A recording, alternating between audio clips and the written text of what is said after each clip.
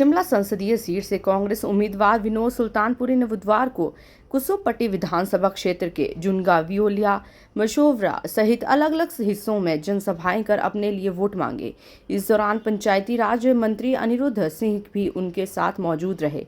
इस मौके पर विनोद सुल्तानपुरी ने आम जनता से वोट की अपील की और अपने पिता को भी याद किया। विनोद सुल्तानपुरी ने अपनी भाषा में भी लोगों को संबोधित किया। साथ ही विनोद सुल्तानपुरी ने कहा कि वह अब तक केवल अपनी ही विधानसभा क्षेत्र तक सीमित थे और अब पार्टी ने उन्हें लोकसभा की टिकट दी है, तो वह अब जगह जगह जा रहे हैं जहां पर उनके पिता द्वारा किए गए कार्य देखने को मिल रहे हैं और लोग भी मिल रहे हैं और उनके बारे में बात कर रहे हैं, जिससे वह भावुक भी हो रहे हैं।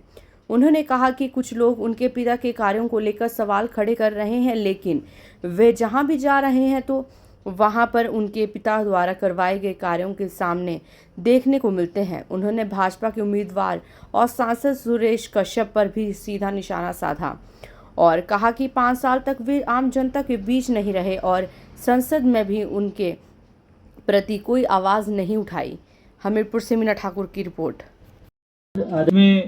एक आज पारिवारिक संबंध जोड़ने आया हूं और इस परिवार में अब कसौली से बढ़कर पूरा पार्लियामेंट को आज अपनाने का समय मिला है और मैं बड़ा अपने चुनावी क्षेत्र तक सीमित था। जानकारी ज़्यादा बेहतर हुई। उनका चुनावी संघर्ष तो था ही। 6 दफ़ा आप सभी ने उन्हें चुनाव जिताकर हमारी संसद में भेजा और आज मैं उनके द्वारा किए हुए कामों को साक्षात देख पाता हूं। जो पथ उन्होंने अपनाया था उसमें जाकर मुझे अपने पिताजी की आत्मा को मिलने का एक मौका मिला है। ये चुनावी माहौल है, छोटी मोटी बातें करते थे, पर जैसे वो कुछ कहते हैं मेरे सामने उनके किए हुए काम सामने आ जाते हैं। तो मैं समझता हूं कि ये जिम्मेदारी मुझे भी अब अच्छे से निभानी है। आपके साथ आज एक पारिवारिक संबंध जुड़ रहा है और उसको जोड़ने के लिए उसमें सच्चाई होनी जरूरी है। एक जीवन शैली हमने जो अपनी कॉन्स्टिट्यूंसी में अपनाई है, आज मैं पार्लियामेंट के ऊपर जिम्मेदारी से कह सकता हूं कि आपके लिए, आपकी आवाज़ उठाने के लिए आज हमें पार्टी ने भेजा है। जब ये ऑपरेशन लोटस हुआ था तो उस समय जो हमारे माननीय मुख्यमंत्री जी का कहना था कि अगर हमें इन्हें जवाब देना है तो फ्रंट में आके लड़ना होगा, माननीय मुख्यमंत्री ठाकुर सुखविंदर सिंह जी ने ये निर्णय लिया कि 2 विधायक जो अभी विधानसभा में हैं उन्हें लड़ाया जाएगा। ऑपरेशन लोटस का असल मतलब क्या है ये भी हमें सोचना चाहिए। ये बड़ी गंभीर बात है। आप कहीं पे भी इस दुनिया में जाएं, जो हम हिमाचली हैं, हमें जाना जाता है कि हम ईमानदार होते हैं, हम किसी के साथ छल कपट नहीं करते हैं, साधारण होते हैं, हमें देवी देवताओं में विश्वास है। इस तरह की हमारी सोच रहती है और सबसे बड़ी बात यह होती है कि हिमाचली कहीं पे भी हो उनके ऊपर आदमी विश्वास कर लेता है, मेहनती होते हैं। और जो ये ऑपरेशन लोटस है, ये है क्या?